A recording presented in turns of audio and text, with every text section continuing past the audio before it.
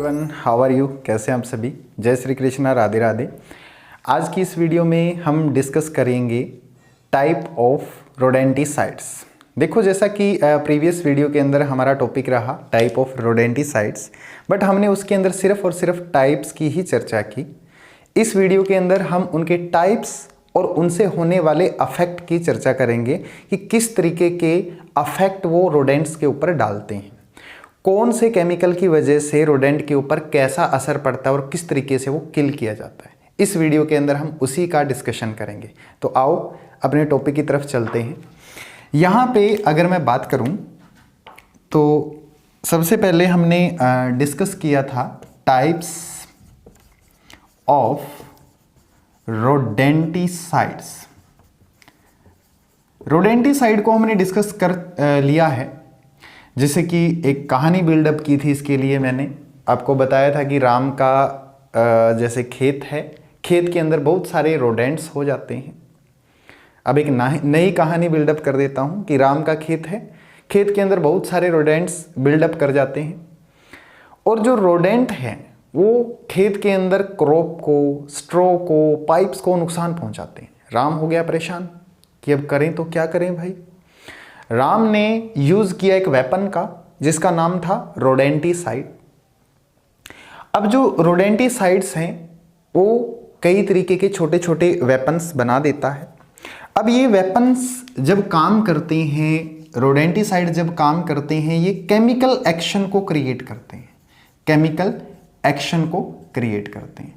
इनके बारे में हमने पढ़ा कि ये कैसे कैसे होते हैं। एक्यूट होते हैं, एक्यूट होते हैं। पहले जैसे हमने चर्चा की कि एक्यूट टाइप के होते हैं। एक्यूट जो कि इंस्टेंटली वर्क करते हैं, इंस्टेंट किलर, इंस्टेंट किलर जो साथ के साथ ही किल करते हैं। ठीक है, जिसके अंदर सबसे पहला एग्जाम्पल आपने देखा था जिंक फॉस्फेट का। जिंक फॉस्फेट, जिंक फॉस्फेट बड़ा खतरनाक है। कैसे? जिंक फॉस्फेट क्या करता है, मान लो हमने बेड के साथ मिला के और रख दिया, माउस आया, उसने ईट किया। मान लो ये जिंक फॉस्फेट का बेट है, ठीक है, ये क्या है, बेट। यहां पे माउस आया, माउस ने इसको ईट किया, ये माउस बना देते हैं, ठीक है। ये माउस आया, माउस ने इसको ईट किया, ये इसको खा गया, ठीक है। जिंक फॉस्फेट के बेट को ये खा गया तो इसके पेट में कौन होता है? इसके पेट के अंदर होती है HCl, हाइड्रोक्लोरिक एसिड, ठीक है। हाइड्रोक्लोरिक एसिड के साथ क्या होगा, जो जिंक फॉस्फेट है ना, वो हाइड्रोक्लोरिक एसिड के साथ एक्ट कर जाएगा। यहाँ पे हाइड्रोक्लोरिक एसिड के साथ एक्ट करने के बाद यहां फोस्फीन गैस बन जाएगी, फोस्फीन गैस। फोस्फीन गैस से क्या होगा, जो माइस है, रैट है, इसका क्या बनेगा, इसका बन जाएगा भाई कचूमर। यहां पे देखो, माइस है या रैट है, इसका क्या बनेगा, इसके पेट के अंदर ये फोस्फीन के जो बादल हैं वो बन जाएंगे, फोस्फीन गैस। यहाँ पे फोस्फीन गैस इकट्ठी हो गई, फोस्फीन के बादल हैं, ये बन गए। फोस्फीन गैस बड़ी जहरीली होती है, पॉइजनस होती है। इसका अफेक्ट पॉइजन होता है एक तरीके का, और इसका अफेक्ट देखेंगे, इसका अफेक्ट किस पे पड़ेगा, किडनी पे पड़ेगा। किडनी खराब, लीवर खराब, ठीक है, स्टमक खराब, तीनों चीजें खत्म तो मतलब डेथ। इसी को बोलते हैं हम इंस्टेंट किलर।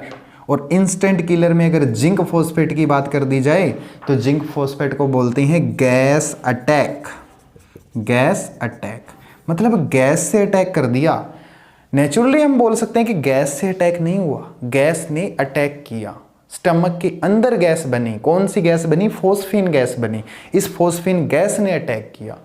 तो यहाँ पे सबसे ज़्यादा असरदार कौन है? जिंक फॉस्फेट है, जो कि इसके किडनी, लीवर, स्टमक तीनों को अफेक्ट करता है, जिससे जो रैट है उसकी डेथ हो जाती है। रैट की इंस्टेंटली डेथ हो जाती है। तो आपने देखा जिंक फॉस्फेट का अटैक। इसमें हमारे पास दूसरा आ जाता है जिसको हम क्या बोलते हैं, red squill. Red squill, red squill कहां से एक्सट्रैक्ट होता है, नेचुरली एक्सट्रैक्ट होता है, नेचुरली एक्सट्रैक्ट होता है, सॉरी, नेचुरली एक्सट्रैक्ट किया जाएगा। किससे एक्सट्रैक्ट किया जाएगा, प्लांट से एक्सट्रैक्ट किया जाएगा। प्लांट का नाम क्या है, सिमलेरिन नाम है प्लांट का, सिमलेरिन नाम के प्लांट से एक्सट्रैक्ट किया जाएगा। इसका कोई खास इफेक्ट नहीं है, अदर स्पीसीज को अफेक्ट नहीं करता, अदर स्पीसीज को अफेक्ट नहीं करेगा, जैसे कि जिंक फॉस्फेट करता है। जिंक फॉस्फेट केमिकल को अगर कोई अदर एनिमल भी खा लेना तो उसका नुकसान है भाई। मरे हुए चूहे को अगर कोई दूसरा जानवर खा लेगा तो उसको भी नुकसान है, उसकी भी डेथ हो सकती है। जैसे कई बार मरे हुए चूहे को कोई ईगल उठा के ले गया तो ईगल के लिए नुकसानदायक है। तो ब्रीड कर देना चाहिए माइसिस को आफ्टर डेथ, रैट को आफ्टर डेथ इंस्टेंटली किलर है तो उसको ब्रीड जरूर करना चाहिए। ये कोई ज़्यादा अफेक्ट नहीं डालता ना अदर ऑर्गेनिज्म के ऊपर, अदर ऑर्गेनिज्म इससे क्या रहेंगे, सेफ रहेंगे, ऑर्गेनिजम्स सेफ रहेंगे। तो हम इसको बोल देते हैं द नेचुरल असिस्टेंट, यानी कि नेचुरल किलर। ये सिर्फ और सिर्फ रोडेंट को ही अफेक्ट करता है और हर स्पीसीज, ठीक है, कोई भी स्पीसीज हो, एनी स्पीसीज, हर एक स्पीसीज को अफेक्ट करेगा, हर एक स्पीसीज को ये नुकसान पहुंचाएगा, हर एक स्पीसीज को नुकसान पहुंचाएगा। देन तीसरा हमारे पास आ जाता है यहां पे, अगर मैं बात करूं तीसरे की, barium carbonate. Barium carbonate chemical है, केमिकल है, कैसे इफेक्ट करता है बेरियम कार्बोनेट, अफेक्ट किसको करेगा, यानी कि बैट की फॉर्म के अंदर, बैट की फॉर्म के अंदर अगर इसको माउस या रैट ईट कर लेता है तो ये सबसे ज़्यादा अफेक्ट मसल्स के ऊपर डालता है। अब हो गया इसकी मसल के ऊपर अफेक्ट, मसल को क्या कर देगा, डेस्ट्रॉय करेगा, मसल को क्या करेगा, डेस्ट्रॉय करने का काम करेगा या स्टॉप कर देगा मसल्स को, जिससे इसके अंदर क्या हो जाएगा, पैरालाइसिस हो जाएगा और उसी पैरालाइसिस के कारण इसकी डेथ हो जाएगी। ये बड़ा खतरनाक है भाई, इसकी डेथ हो जाएगी। अब इसको लॉन्ग टाइम तक यूज करना पड़ता है, धीरे धीरे पैरालाइसिस होता है, बट ये खतरनाक है। ये देखा गया है कि it also affect other animals. अगर इसका यूज हैवीली होता है तो दूसरे एनिमल्स को भी अफेक्ट करेगा। तो ये देखा गया कि ये दूसरे एनिमल्स को भी अफेक्ट करता है, just like zinc phosphate, zinc phosphate की तरह। तो दूसरे एनिमल्स को बचाना है तो इसका यूज कम करना पड़ेगा, इसीलिए इसका यूज कम किया जाता है। ज्यादातर रेड स्क्विल का यूज किया जाता है जो अदर स्पीसीज को हार्म नहीं करती। इसके बाद अगर हम बात करें तो हमारे पास नेक्स्ट में आते हैं anti coagulants. Anti coagulants, B point आ गया हमारा। एंटी कोगुलेंट्स यानी कि इनको हम बोल देते हैं स्लो किलर्स। स्लो किलर्स बड़े स्लोली किल करते हैं एनिमल्स को या रैट को, ठीक है, इनको स्लोली किल करेंगे रैट्स को। कैसे किल करेंगे, इसमें रैट्स को ज़्यादा सस्पिशियस नहीं होता, ठीक है, यानी कि रोडेंट्स को, rodents are not suspicious because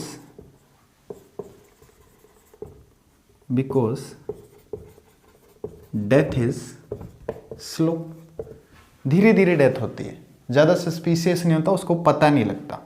एक तो जैसे फॉस्फिन गैस वाला एकदम से अटैक हो गया तो सस्पिशियस थोड़ा सा तड़फ के मरेगा, इसमें ज़्यादा सस्पिशियसनेस नहीं आती।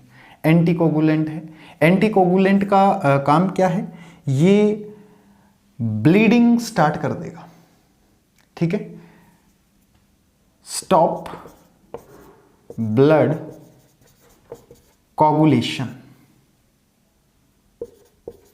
ब्लड कोगुलेशन को स्टॉप कर देगा जिससे ब्लीडिंग हो जाएगी। कौन कौन से एंटीकोगुलेंट्स जो रैट को, माउस को कितने दिनों में किल कर सकते हैं। सबसे पहले हम बात करें फ्यूमेरिन की। फ्यूमेरिन 5 से 20 दिन के अंदर किल कर सकता है किसी माउस को, किसी रैट को, किसी रोडेंट को। उसके बाद वेफरिन 6 से 14 डेज, ठीक है। और डाइफेसिनोन 15 से 17 दिन लगाएगा, 15 to 70 डेज का टाइम लगेगा। और क्लोराफेसिनोन को 10 दिन लगेंगे। और सबसे फास्टेस्ट अगर बात करूं मैं कैल्सीफेरोल, ये सिर्फ और सिर्फ 7 दिन लगेंगे इसको किसी भी रोडेंट को क्लीन करने के लिए, किसी भी रोडेंट को किल करने के लिए। तो ये थे हमारे पास एंटीकोगुलेंट यानी कि स्लो किलर्स। आगे हम बात करें तो हमारे पास आ जाते हैं कीमो, थर्ड सी की बात कर रहा हूं मैं, कीमोस्ट्रीलेंट बोल देते हैं जिसको, कीमोस्ट्रीलेंट यानी कि स्ट्राइल बनाने के लिए कीमोस्ट्राइलेंट, ठीक है। माइस को स्ट्राइल बनाने के लिए यूज़ किया जाता है। कहाँ पे यूज़ किया जाता है, यूज़ कहाँ पे होगा इसका, एक तरीके का केमिकल है। यूज़ किया जाएगा जहाँ पे माइस की जो जनरेशन है वो फास्ट इंक्रीज कर रही है। ये किल नहीं करता भाई, ठीक है। इसके अंदर ना तो डेथ होती ना किलिंग होती, ठीक है। ये सीधा का सीधा नेक्स्ट जनरेशन को रोकता है, नेक्स्ट जनरेशन को रोक देगा, नेक्स्ट जनरेशन को रोक देगा। एक बड़ा सस्पिशियस है सुन के कि नेक्स्ट जनरेशन को कैसे रोकेगा भाई। सुनो, इसके अंदर क्या होगा, जो कीमोस्ट्राइलेंट हैं ये क्या कर देंगे, ये जो रोडेंट्स हैं ना, रोडेंट्स के अंदर जाएंगे तो उनको स्ट्राइल बना देंगे, ठीक है। उनको स्ट्राइल बना देंगे तो वो नेक्स्ट जनरेशन को प्रोड्यूस ही नहीं कर पाएंगे, उनकी रिप्रोडक्शन रुक जाएगी, रिप्रोडक्शन स्टॉप हो जाएगी, रिप्रोडक्शन रुक गई। रिप्रोडक्शन रुक गई तो क्या नेक्स्ट जनरेशन आ पाएगी भाई। मेल स्पर्म नहीं प्रोड्यूस कर रहा, फीमेल एग नहीं प्रोड्यूस कर रही, दोनों के दोनों स्ट्राइल बन गए इन केमिकल के कारण, तो नेक्स्ट जनरेशन आ ही नहीं पाएगी। कौन कौन से केमिकल इसके लिए यूज होते हैं, केमिकल इसके लिए जो यूज होते हैं, फ्यूराडेंटिन और कॉल्चिसिन, यूरेसिल या अफामिड, ये सारे के सारे केमिकल्स यूज होते हैं। फ्यूराडेंटिन, कॉल्चिसिन, यूरेसिल, अफामिड, ये केमिकल यूज होंगे माउस को या रोडेंट को स्ट्राइल बनाने के लिए। तो here we can control the next generation without killing the present generation. Present generation को किल नहीं करना, नेक्स्ट जनरेशन को अफेक्ट कर रहे हैं, नेक्स्ट जनरेशन को कंट्रोल कर रहे हैं। कहां पे यूज होगा, यूज होगा जहां पे रिप्रोडक्शन रेट हाई होगा, मल्टीप्लिकेशन ज्यादा हो रही होगी, वहां पे इसका यूज कर लिया जाएगा। नेक्स्ट पॉइंट हमारे पास आ जाता है डी पे, जिसको हम बोलते हैं फ्यूमिगेंट्स। फ्यूमिगेंट्स या फ्यूमिगेंट्स क्या होते हैं, यानी कि ये भी गैस वैरियर्स हैं, गैस वॉरियर्स। गैस वॉरियर्स मतलब ऐसी वेपन है जो गैस अटैक से किल करेगी रैट्स को या रोडेंट्स को। कैसे करेगी, किस तरीके से करेगी, ये भी देख लें। ये प्रोड्यूस करती है टॉक्सिक गैस, टॉक्सिक गैस को प्रोड्यूस करेगी। जो बुरो के अंदर छुपे हुए रोडेंट होंगे ना, रोडेंट्स होंगे बुरो के अंदर जो हाइड रखे होंगे, यानी कि हाइड कर रखा होगा जिन्होंने अपने आप को, उनको भी किल कर देगी, उनको भी किल कर देगी। फॉर एग्जाम्पल सबसे पहला अगर हम एग्जाम्पल देखें HCN का, हाइड्रोजन साइनाइड बोलते हैं इसको, HCN hydrogen cyanide. Hydrogen cyanide को स्प्रे किया जाता है ओपन फील्ड के अंदर, spray in open field. Open field के अंदर अगर हम स्प्रे कर देंगे तो ये कंट्रोल कर पाएगा। दूसरा एग्जाम्पल हमारे पास आ जाएगा इसका, कार्बन टेट्रा क्लोराइड। ये क्या काम करता है, क्विक एक्ट करता है भाई, क्विक एक्ट। इसको हमने पहले पढ़ रखा है, जो इंटीग्रेटेड पेस्ट मैनेजमेंट के अंदर क्विक एक्ट के लिए कार्बन टेट्रा क्लोराइड का यूज किया जाता है, CCl4 का यूज किया जाता है।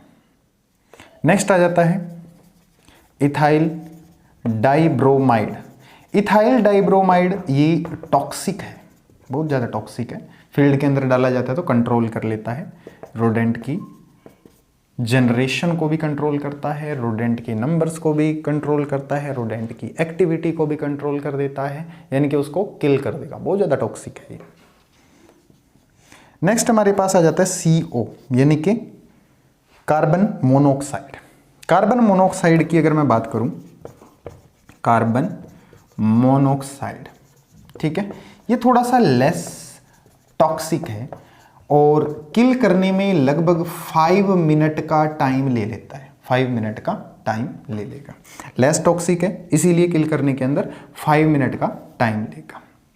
तो यहां से हमने हमारे 4 टाइप के वॉरियर्स देखे। सबसे पहला जो वॉरियर हमने यूज़ किया या सबसे पहला वेपन हमने यूज़ किया, उस वेपन का नाम हमने देखा एक्यूट पॉइजन। दूसरा यहाँ पे हमने बात की एंटीकोगुलेंट्स की। तीसरे में हमने बात की जो कि स्ट्राइल एक्टिविटी करते हैं, ठीक है, कीमोस्ट्रेलेंट। और चौथे में हमने बात की फ्यूमिगेंट्स की। फ्यूमिगेंट्स जो गैस से अटैक करते हैं, गैस वॉरियर जिसको बोला जाता है। और अलग अलग के अंदर हमने अलग अलग टाइप की बात की। तो ये सारे के सारे किसके अंडर आते हैं?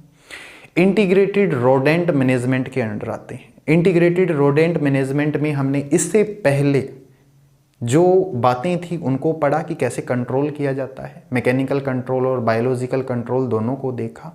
और इसमें हमने पूरा का पूरा केमिकल कंट्रोल देखा कि केमिकल किस तरीके से अफेक्ट करते हैं।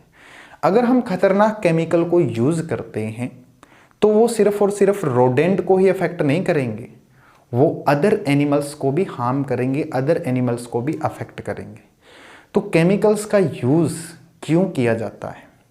केमिकल्स का यूज़ सिर्फ और सिर्फ सेफ्टी के लिए किया जा रहा है। किसकी सेफ्टी के लिए? ताकि हम हमारे अनाज को, हमारे सीरियल्स को, हमारे ग्रेन्स को बचा सकें और इनकी जो क्वांटिटी है यानी कि नंबर ऑफ रोडेंट्स है इनको कंट्रोल कर सकें। सिर्फ इसीलिए इनका यूज़ किया जाता है। उम्मीद करता हूँ आपको वीडियो बहुत अच्छे से पसंद आई होगी और आपको बड़े अच्छे से समझ भी आया होगा।